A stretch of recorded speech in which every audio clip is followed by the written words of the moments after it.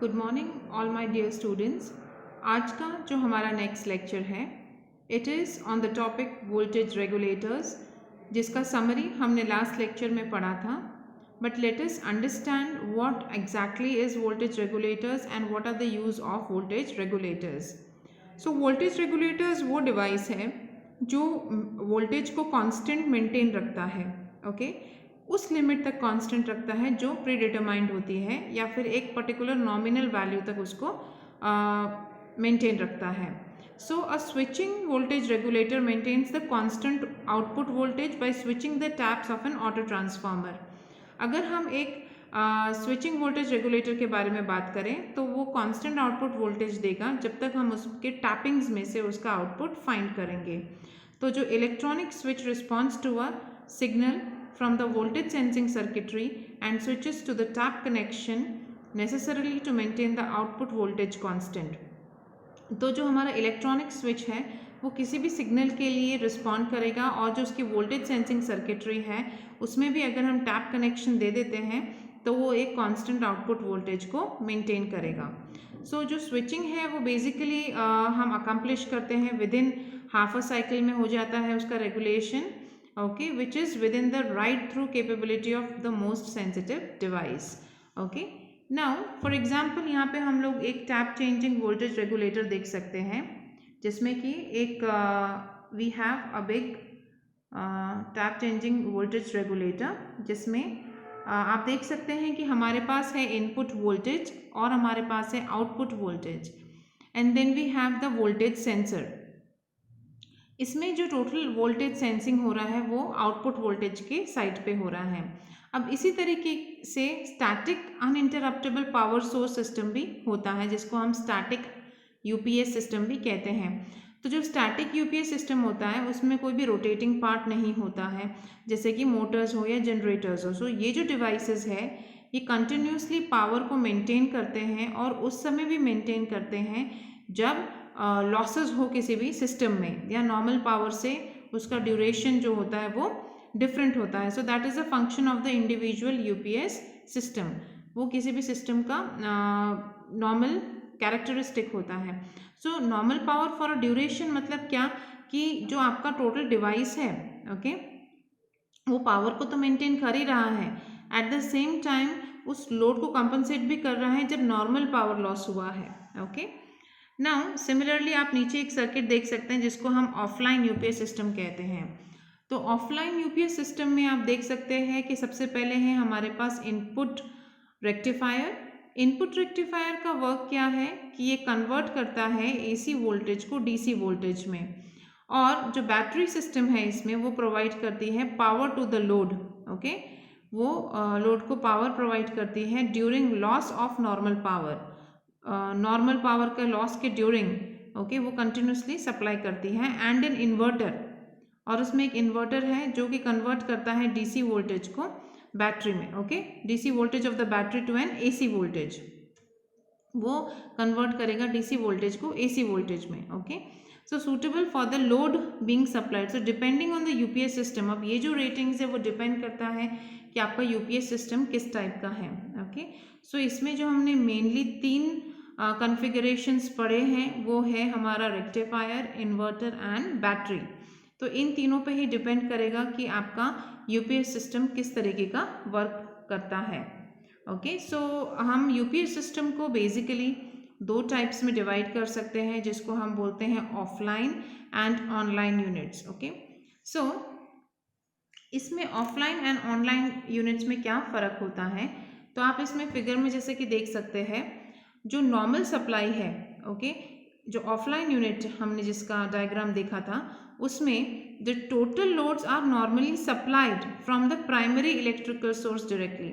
वो हम लोग प्राइमरी इलेक्ट्रिकल सोर्स से डायरेक्टली सबमिट कर देते हैं। लेकिन जो प्राइमरी इलेक्ट्रिकल सोर्स है, जो यूटिलिटी पावर है, इन हाउस जनरेटर है, ऐसे केस में क्या होगा, सपोज आपका पावर सोर्स ही फेल हो गया है तो क्या होगा, the power to the load is switch to the batteries. तो वो पावर लॉस हम बैटरी में स्विच ऑन कर देते हैं, और उस तरीके से वो कंटिन्यूस अपनी एप्लीकेशन को इम्प्लीमेंट करता है। सो जो स्विचिंग है वो कैसे पॉसिबल है, तो switching is accomplished with in half of a cycle okay, in most UPS units. Maximum UPS units में यही होता है कि जो स्विचिंग है वो हाफ ऑफ अ साइकिल में आ जाता है। इसके वजह से क्या होता है, जो क्रिटिकल लोड है वो कंटिन्यू करता है टू रिसीव द पावर। तो जब भी हम पावर ट्रांसफ़र करते हैं from normal power to batteries, okay, तो जो लोड है उसमें काफ़ी सारे ट्रांजिएंट्स आ सकते हैं। तो जैसे ही ये जो लोड्स हैं आप ट्रांसफ़र कर रहे हैं बैटरीज में, तो जो उसका जो टाइम होता है, length of the time for which the load would continue to receive power, वो किस पे डिपेंड करता है कि बैटरी की कैपेसिटी कितनी है और लोड कितना है। ओके, सो जब भी आप ये ट्रांसफ़र कर रहे हैं, you have to be aware of the capacity of the load battery as well as the amount of load that you are transferring. Okay, तो इसमें सबसे पहले एक ये भी आता है कि आप जैसे यहाँ पे एक फिगर देख रहे हैं, now this is the online UPS system. तो जिसमें आप देख सकते हैं कि हमारे पास है स्टैटिक बाईपास स्विच है, एक ऑल्टरनेटर सोर्स है, एक प्रेफर्ड सोर्स है, एक मैनुअल बाईपास है और एक चार्जर है। सो इसमें आप बैटरी बैंक भी देख सकते हैं, इन्वर्टर है, डीसी बस है end voltage and current sensor है।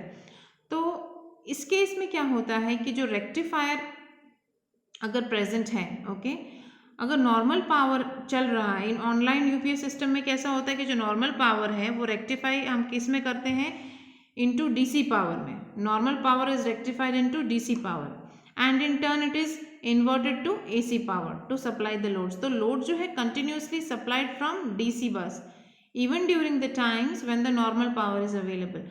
जब नॉर्मल पावर अवेलेबल है तब भी। तो एक बैटरी सिस्टम जो होती है, in that case battery system is also connected to the DC bus of the UPS unit. Okay, और इसकी वजह से क्या होता है, उसको आप तब भी चार्ज रखते हैं from the normal source. Okay, so when normal power fails, अगर आपका नॉर्मल पावर फेल हो गया है तो क्या होगा, जो डीसी बस है वो सप्लाई कर रही है बैटरी को। ओके, सो जब एक्चुअल पावर ट्रांसफ़र नहीं हो रहा है तब आपको पता है कि बैटरी तो ऑलरेडी कनेक्टेड है डीसी बस के साथ, ठीक है। तो इस तरीके से आपको कंटिन्यूस सप्लाई मिलती है। पर ऑनलाइन यूनिट्स है उसको आप इक्विप कर सकते हैं और भी दूसरे ऑप्शंस के साथ, जैसे कि स्टैटिक बाईपास स्विचेस हैं, UPS and supply power to the loads directly from the normal source or an alternator source such as a standby generator। okay? जैसे कि एक स्टैंड बाई जनरेटर होता है उस तरीके का ही काम करता है ये स्टैटिक बाईपास स्विचेस, ठीक है। अब इसमें जो सबसे दो इम्पॉर्टेंट यूज़ है ऑनलाइन यूपीएस यूनिट्स के, या दो सबसे important we can say the important advantages, okay, वो क्या है कि सबसे पहले तो ये कि पावर जो है वो नॉर्मली सप्लाई जो हो रहा है फ्रॉम डीसी बस, the UPS unit in effect isolates the loads from the source which keeps the power system disturbances and transients from interacting with the loads, and since power to the loads is not switched during loss of normal power, no switching transients are produced as might be expected. Online UPS system cost considerably more than the offline units। तो इसमें सबसे पहले आता है कि जो power आपने normally supply करा है डीसी बस में, ओके, तो जो यूपीएस यूनिट है वो आइसोलेट कर देता है लोड को सोर्स में से, ओके, जिसके वजह से क्या होगा, power system transients and disturbances हैं वो लोड से दूर रहेंगे, ओके। और सेकेंड एडवांटेज क्या है, क्योंकि इसमें जो भी लोड है, ओके, आप उसको स्विच नहीं कर रहे हैं नॉर्मल लॉस ऑफ पावर में, ठीक है, तो कोई भी स्विचिंग ट्रांजिएंट्स नहीं प्रोड्यूस हो रहा है, जबकि ऑनलाइन यूपीएस सिस्टम जो है वो कॉस्टली है as compare to offline unit. So जो हम आउटपुट वोल्टेज की बात कर रहे हैं स्टैटिक यूपीएस यूनिट के बारे में आप बात करिए, या that tends to contain the wave form distortion higher than those for normal power derived from utility और a generator। So in this case also we can see that due to the presence of inverter, the output section of the UPS system can be seen, okay, कि ये क्यों है, ऐसा क्यों हो रहा है, क्योंकि इसमें हमारे पास इन्वर्टर कनेक्टेड है, कहाँ पे, output section of the UPS में। अब एक दूसरा टाइप का यूपीएस है जिसको हम बोलते हैं rotary uninterruptible power source system. जैसे कि आपको पता है कि यूनिट्स जो यूटिलाइज कर रहे हैं रोटेटिंग मेंबर्स को, तो वो क्या प्रोवाइड करते हैं आपको, uninterrupted power to the load. So इसमें आप जैसे कि फिगर में देख सकते हैं, ये रोटरी यूपीएस सिस्टम है जिसमें हम एक डीजल इंजन का यूज़ कर रहे हैं। Okay, using a diesel engine we are using AC motor and we are using a AC generator. तो आपको नॉर्मल पावर आउटपुट कहाँ से मिल रहा है, you are getting it from AC motor.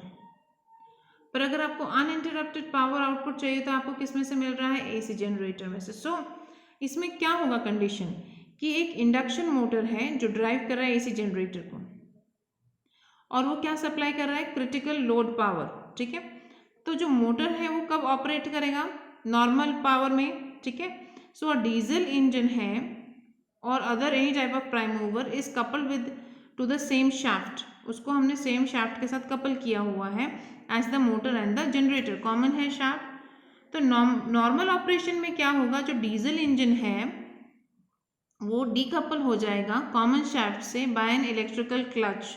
अगर आप उसको अलग करते हैं तो क्या होगा, यूटिलिटी पावर फेल्स, मतलब कि जो आपने सोर्स पावर उसमें सबमिट किया है वो क्या हो जाएगा, फेल हो जाएगा। और इसके वजह से जो प्राइम मूवर शाफ्ट है वो किससे कपल हो जाएगा, जनरेटर शाफ्ट से। एंड जनरेटर जो है उसको क्या मिलेगा, mechanical power from its prime mover. So इसमें मोटर शाफ्ट है उसको आपने अटैच किया था फ्लाईव्हील, एंड जो टोटल इनर्शिया है सिस्टम का वो किस लिए इनफ है, total it is sufficient to maintain the power. Okay, total power को सस्टेन करने के लिए वो सफिशिएंट है। ठीक है, जब तक कि आपका प्राइम मूवर है वो फुल स्पीड में ना आ जाए। एक बार अगर नॉर्मल पावर हो जाता है तो इंडक्शन मोटर है वो क्या बन जाता है, प्राइमरी सोर्स बन जाता है मैकेनिकल पावर, या प्राइम मूवर को डिकपल कर देता है शाफ्ट से। ओके, तो या अगर हम अलग शब्दों में बोले तो जो RUPS सिस्टम है वो नॉर्मल जो हमारा loss during loss of normal power at the AC motor, it supplies from a battery bank by means of an inverter. Inverter के मीन्स से हमें एक बैटरी बैंक में से टोटल सप्लाई मिलता है। तो जो बैटरी बैंक है उसको हम क्या करते हैं, हमेशा चार्ज करके रखते हैं। Okay, so the motor is powered from the batteries until the batteries become depleted. और कब तक, जब तक कि इसके टोटल अमाउंट ऑफ जो बैटरीज हैं ओके उसका चार्ज डिप्लीट ना हो जाए या कम ना हो जाए, हम तब तक उसको यूज़ भी करते हैं। Okay, now you can see here in some applications, कुछ एप्लीकेशंस में आप देख सकते हैं दैट स्टैंड बाय जनरेटर्स किसके लिए यूज होता है, they are use to supply the battery bank in case of loss of normal power. Okay, other combinations are used to provide uninterrupted power to critical loads, but we will not attempt to review all the available technologies. Okay, जैसे कि आप इसमें देख सकते हैं AC motor है, AC generator है। Now in this case आपने वापस से देखा कि यहाँ पे एक नॉर्मल पावर आउटपुट आपको मिल रहा है, इन्वर्टर है, बैटरी बैंक है। Okay, and we have uninterrupted power to the critical loads. Okay, so rotary uninterruptible power system का बैटरी बैंक किस तरीके का दिख रहा है, इसमें बैटरी है जो कि from which the inverter is connected. Okay, so stand by generators है वो किसके लिए है, ताकि वो बैटरी बैंक को सप्लाई कर सके जब भी नॉर्मल पावर लॉस हो। ठीक है, सो इस तरीके से we can remember the rotary uninterruptible power source. अब जो नेक्स्ट टॉपिक आता है वो है voltage tolerance criteria. Voltage tolerance criteria क्या होता है, एक एजेंसी है जो इंफॉर्मेशन टेक्नोलॉजी इंडस्ट्री काउंसिल है ITIC, जो कि उसने एक ग्राफ पब्लिश किया है ताकि हमें एक वोल्टेज टॉलरेंस लिमिट का गाइडलाइन मिल सके, जिसमें इंफॉर्मेशन होती है कि कौन कौन से इक्विपमेंट satisfactorily काम करते हैं। So that we can see here, you can see the duration of the cycles on the x-axis and the percentage of normal voltage on the y-axis। आप दो एक्सिस में देख सकते हैं, तो आपको मिलेगा कि अगर आप 180 के बीच में देखें microseconds, okay, you will see that there is no interruption in the function region। Function region में कोई भी इंटरप्शन नहीं होगा। और अगर आप देख रहे हैं कि प्रोहिबिटेड रीजन है, so the prohibited region is there। now this region you can see the voltage tolerance envelope है वो किससे एप्लीकेबल है, it is only applicable for single phase 120 volt equipment. तो उस तरीके से आप ये ITIC का ग्राफ भी कंपेयर कर सकते हैं आपके अचीव्ड ग्राफ के साथ। अब आता है जो मैंने आपको ऑर्डिनेट्स एक्सप्लेन कर दिए हैं x एंड y के। Now let us talk about the several types of events that fall within the regions bounded by ITIC graph. उसके अंदर कौन कौन से रीजन होते हैं? पहले होता है steady state tolerance. Steady state tolerance मतलब क्या कि वो RMS वोल्टेज को डिस्क्राइब करते हैं कि या तो वो बहुत ही स्लोली वेरिंग है या फिर कांस्टेंट है। सो जो सब्जेक्ट रेंज है वो क्या है, +& फ्रॉम द नॉर्मल वोल्टेज, ठीक है। तो any voltage in this range, कोई भी वोल्टेज जो इस रेंज में है, may be present for an indefinite period. तो वो क्या करता है, एक इनडेफिनाइट पीरियड के लिए उसको हमें दिखाता है कि इस फंक्शन में ये इसका लोडिंग है और ये इसका लॉसेस है। So that is your steady state tolerance. The second one is line voltage swell. Line voltage swell क्या है? You know that what is swelling, it is the increase in voltage suddenly. तो इसी तरीके से जब भी कोई रीजन में वोल्टेज स्वेलिंग हो जाता है जिसका RMS एम्पलीट्यूड 120% है ऑफ द नॉमिनल वोल्टेज, ठीक है, उसे हम लाइन वोल्टेज स्वेल भी कहते हैं। और उसका ड्यूरेशन क्या होता है, अप टू 0.5 सेकेंड्स। और ये इस टाइप के जो ट्रांजिएंट्स हैं वो लार्ज लोड्स में ज़्यादा देखे जाते हैं as compare to lighter loads. अब है low frequency decaying ring wave. Okay, ये किससे होता है, जब भी आपका कनेक्शन जो है, connection of power factor correction capacitors अगर AC पावर डिस्ट्रीब्यूशन के साथ प्रॉपर नहीं है तो low frequency decaying ring waves भी देखे जाते हैं। Now then what is high frequency impulse ring wave? ये डिस्क्राइब करता है कि जो आपका ट्रांजिएंट्स है वो टिपिकली कहाँ पे है और कैसे लाइटनिंग स्ट्राइक होती है, ठीक है। तो वोल्टेज सैग के बारे में तो हमने पढ़ा ही था। It is the two different RMS voltage sags are described as the sudden dip in the voltage. Okay, that is your voltage sag. Now talking about the dropout. The dropout is nothing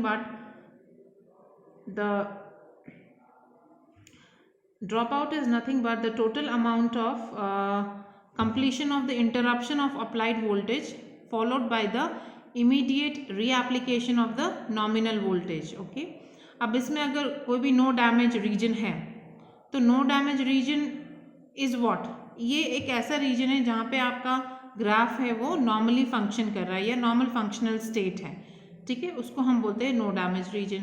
और prohibited region क्या है, वो reason जहाँ पे surge है या swell आ गया है या अपर लिमिट पहुँच गई है, उसको हम बोलते हैं प्रोहिबिटेड रीजन। तो ये जो ITIC ग्राफ है वो अप्लाई होता है 120 वोल्ट सर्किट्स के लिए जो आपने ऑब्टेन किया होता है 120 वोल्ट, 120 240 वोल्ट या 120 208 वोल्ट डिस्ट्रीब्यूशन सिस्टम में से।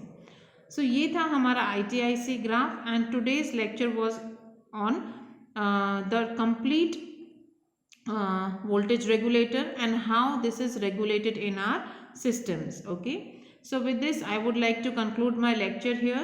I will come up with more lecture sessions in our next lecture. Till then I would request you all to kindly give the answer to the questions asked on Google Classroom. Thank you everyone.